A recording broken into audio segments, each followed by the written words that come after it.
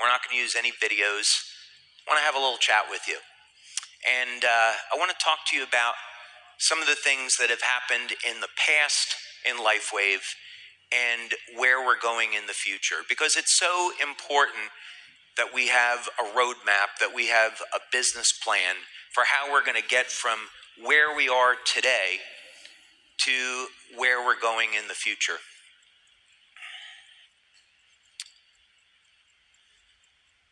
In 2006, we nearly went out of business. We were the victim of a credit card fraud scandal. There was a person that set up a fake position. They were using stolen credit cards that they had gotten from Russia, ordering product, earning commissions that they weren't entitled to. And by the time we detected that fraud, there was already about $1 million worth of product that had been shipped out, and we had paid hundreds of thousands of dollars in commissions. And at that time, we were a small company, and the effects were devastating. This happened in end of September, beginning of October of 2006, and by December of that year, we had lost 50% of our brand partners. And most people had thought LifeWave was never going to make that. It was about a week before Christmas. We had payroll coming up, and we didn't have any money to pay the staff. So I went into my bank account, and I emptied my bank account, and I put all of that money into the company so we could make payroll, and so that people wouldn't have to tell their families they didn't have any money for Christmas. And I didn't know how I was going to make payroll the next month. But I just kind of trusted, okay, well, if I can't make payroll the next month, at least I gave everybody a Christmas, and we can figure out what we're going to do. And fortunately, through divine intervention, the number of brand partners and customers that we had in the company was just enough to cover our monthly expenses. So we went this way for a number of months, each week not knowing how we were going to pay bills, not knowing if we were going to stabilize or not, or if we were going to continue down. And it was around March of 2007, and we had our corporate office in San Diego. And every Sunday, I would go for a walk on the beach. I'd take 3 hours to go for a walk on the beach and pray. And I would use that time to try to commune with God and say, I know this is what I'm supposed to do with my life, but I don't know how I'm supposed to get through this. And I kept hearing this message, well, it's in fire that gold is purified. And that I had to go through this challenge to deepen my faith in God and trust in God. And just keep being patient, being persistent, and try to push my way through it. So it was in March of 2007, and I came home on a Friday night, and there was a letter from the IRS. And I thought to myself, I don't know if I can take any more. And maybe what I'll do is I'll try to have a nice weekend, and I will open this letter on Monday. And then I thought, this is kind of silly. I got to man up on this, and whatever it is, I just have to deal with it. So I opened this letter from the IRS, and inside was a check for $163,000. And as it turned out, we had overpaid on our taxes the year before, and I wasn't aware of it. And so, in this case, God decided to use the IRS of all organizations to save this company.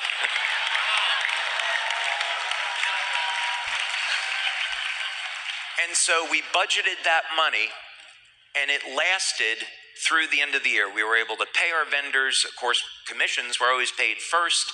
We were able to get through the year.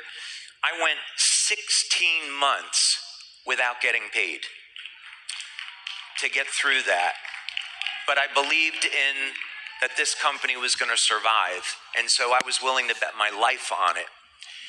And we got to the end of 2007, turning into 2008, and we started to have leaders in Europe show up that started to build the business. And in 2008, the sales were double of 2007. 2009, the sales were double of 2008. In 2010, they were double of 2009, and we were back on our way, and we were doing really well. So the message in all of this is that you're going to face challenges in your life. You're going to face hard times, but it's those moments where you find out who you really are. Are you really committed to your vision, to your dream? Are you willing to do what it takes to succeed? And when you come out the other side, you're grateful that you went through that, because it's like, I climbed this mountain and I made it to the top. And now I have the rest of my life in front of me, and it's going to be amazing.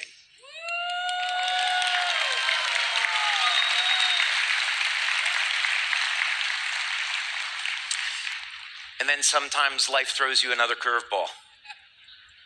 And that happened 10 years later to the month. And it was 2016. We had been doing fine. We had tried a lot of different things to kind of break out. We were stuck between 20 million, 40 million a year, and we were stuck trying to find a way to break out of this. And in 2016, we did a product launch. We got about a week where everything was looking great. And then we implemented a new software program, a new back office system, and everything crashed. And we went for weeks where the system wasn't taking orders, it wasn't working properly. And by the middle of December, we were back where we were before, where we had lost about half the people in the company. And we turned into 2017, and I thought, okay, I lived through this before. And I thought this was maybe something karmic. You know, if you want to put a word on it, I don't know what else to word you would put on this. But why did this show up exactly 10 years later? And it's not going to happen again, by the way, because I took care of that. I'll tell you that story another day. But I thought, okay, I've been through this before. And having that experience in 2007 kind of made me battle hardened to where psychologically I was in the place where, okay, I know to form a plan, I need to take action, I know what to do with the finances of the company, where we need to cut and save to survive. It was tough. It was really tough, but we were able to float along and survive. And I was going into work each day, and it was very stressful. You could feel the stress on the staff. And there came a point where I thought, I'm tired of being on defense. I'm tired of going into work and patching holes in the dam and trying to figure out how to survive. I want to be on offense. I want to have a way that we can get people excited about this company, but how is that going to happen? And we had been doing stem cell research at that point for almost 10 years, and we had put $4.5 million into research at that point, and we had some phenomenal experiences. We had a ton of patents. The problem was the technology that I had been developing was really more suitable for hospitals. This was something, as we found out later, that it was going to take maybe $100 million to get this through FDA, and they were never going to let the technology go over the counter. It would have had to have gone through hospitals. So it's like, okay, there's no way that we're going to get this ever into the network, but the amount of information that we've learned over this period of time, how can we go ahead and apply this in a way that people can benefit from it, people can use this, it will be safe, effective, affordable. How can we take this? This is a piece of equipment that potentially could cost millions of dollars. How exactly are we going to make this affordable and safe for everyone so a doctor doesn't have to prescribe it? So fortunately, I love Iron Man and Tony Stark. And Tony Stark, when he has a problem, he always goes into his lab, or he gets isolated into his cave and he starts to invent. And that's what I did. And I went into my lab and I went home and I isolated myself and I started digging through my notes and praying over this and looking for a flash of insight. That's kind of the way that it works with inventors, is that you are in an altered state of consciousness, you might say. It would be like when you're fasting for a very long period of time and your brain shifts into an entirely different state. It's kind of like that. And you get this burst that goes off in the brain, and there's this idea, and you can visualize it in your mind. You can see it clearly, and it resonates as truth. And it was at this moment that X39 was born. And I could see it so clearly.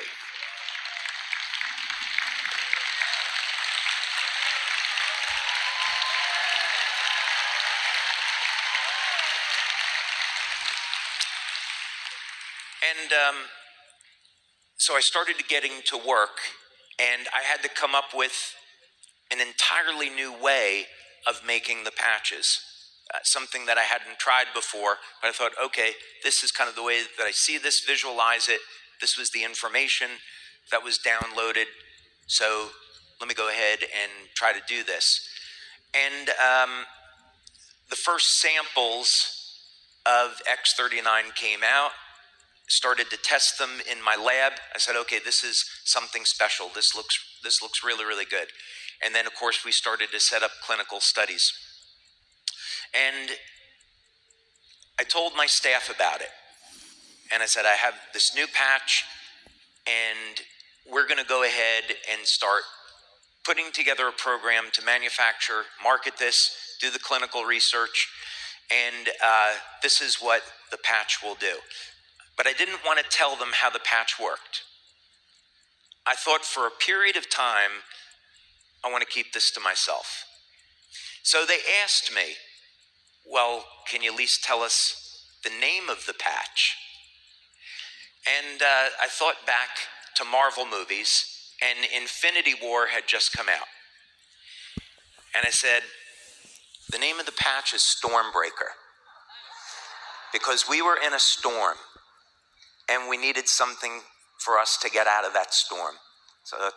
So we had a code name internally in our office of Stormbreaker. That's how we referred to this patch. And in June of 2018, we had our first webinar with leaders, and we had done clinical studies, we saw the outcomes, but now it was time to introduce this to the leaders. And you never really know how people are going to react to this concept. And I thought, I know I've been doing the stem cell thing for 10 years now, and I kind of get it, but are we going to be able to communicate that to the leaders? Are they going to really appreciate the potential significance of this? And of course, the rest, as they say, is history. The leaders were excited.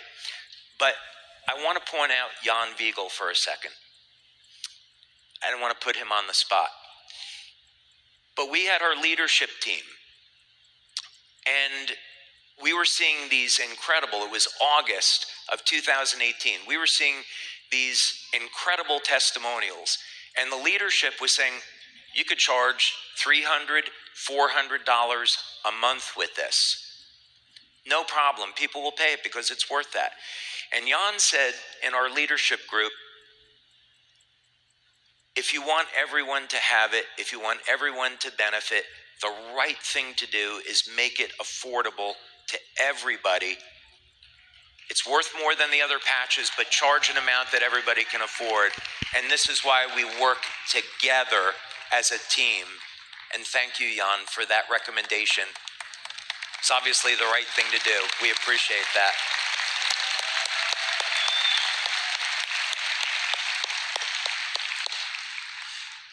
So undoubtedly, we're going to have challenges that we're going to face together in the years ahead. I don't think of LifeWave anymore as being $1 billion company. And I don't want the Merits here to get scared, because they're terrified right now. No, they're not. They're laughing, which is good. No, I actually think of LifeWave as doing tens of billions of dollars a year, because the goal of the company has shifted dramatically. Given that we've reached this level of success, I'd be the first one to tell you that I would never have thought that we would be getting into manufacturing drones for humanitarian aid.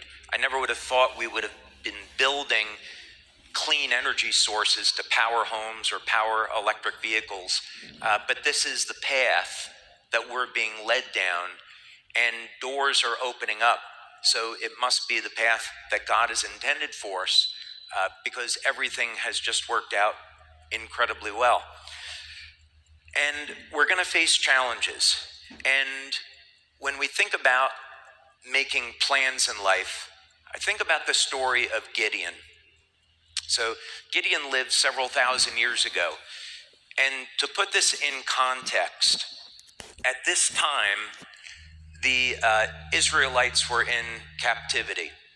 And they used to hear stories about Moses rescuing them, God delivering them, but they were living in captivity, and they were being oppressed by a group of people called the Midianites. And the Midianites had a huge army, 120,000, 130,000 people at least. And one day, God sent a prophet and an angel to speak with Gideon. Now, Gideon is a farmer, barley farmer. And the angel addresses Gideon and calls him a mighty man of valor. And for all you Bible believers, I'm going to paraphrase, because I didn't memorize this story. So I'm just going to paraphrase. And Gideon is thinking, not only am I a lowly farmer, but I'm the lowest in my family. I'm not going to be delivering anybody. But God promises that if Gideon is faithful, he's going to deliver his people. So God says, well, I want you to do something. My people are worshiping a false god. They're worshiping Baal. So I want you to destroy that altar. And Gideon is really scared because he knows this is something that he could die doing, but he goes ahead and he does it anyway. And because he wants to listen to the Lord. So the people want to kill Gideon. And Gideon's father says, well, if Baal is so powerful, let him kill Gideon. And that's how he was saved. So the Midianites, their army approaches, 120,000, 130,000 people, and Gideon has to raise an army. So he raises an army of 32,000 people. So the odds are at least 4-1 against him. And God says, you know what, Gideon, if you go to battle and you win, you're going to think that your men were really good soldiers and that you were the ones that defeated the Midianites. So you have to know that it's me, the Lord, that's conquering the Midianites. So here's what I want you to do. I want you to tell your army, anybody that's scared, anybody that's afraid, go ahead and go home. And so 20,000 men go home. Now it's 12,000, against that 130,000. And then God says, you know what, Gideon, you still have too many people. Here's what I want you to do. I want you to go down to the water, and I want you to ask your people to take a drink of water. And some of them are going to get down on their knees, and they're going to lap water into their mouths like a dog, and the others are going to scoop water into their mouth. I want you to separate people based on that. And you had 300 people on one side and the rest on the other. And he said, okay, tell those others to go home. You got an army now of 300 people. That's good. And so Gideon's pretty nervous at this point. So God says, look, what I want you to do is go down into the camp of the Midianites, and I want you to hear what they're saying. So he goes down in the middle of the night, and some people are waking up that have had dreams. They're all having the same dream, that they go to battle with Gideon and they lose, and they're delivered into the hands of Gideon. So they're terrified. So Gideon hears this, he goes back, and then God says, okay, you've got these ceramic jars. What I want you to do is break the jars, blow the trumpets, and yell. And they do that. And you can imagine when they're breaking these jars with their swords, it's going to sound like thousands of these jars are like thousands of swords.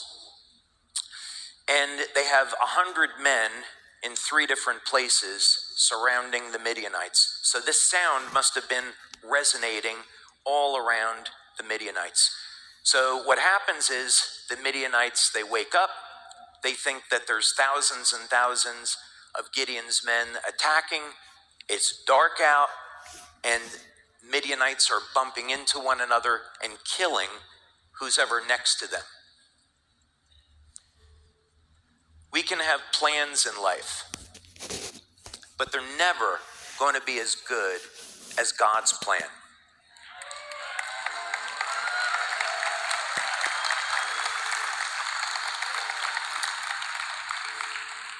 That day, God showed Gideon how 300 people could defeat an army of 130,000 people, and that's exactly what happened. This company is capable of accomplishing truly incredible things. I can tell you about all of the plans that I have for this company, the technology that we've been blessed with, what we're doing to support you with manufacturing and marketing. We can talk about all those things, but we're a company that's going to change the world, and we're going to make this world a better place. And this company is best served if we let God do the planning.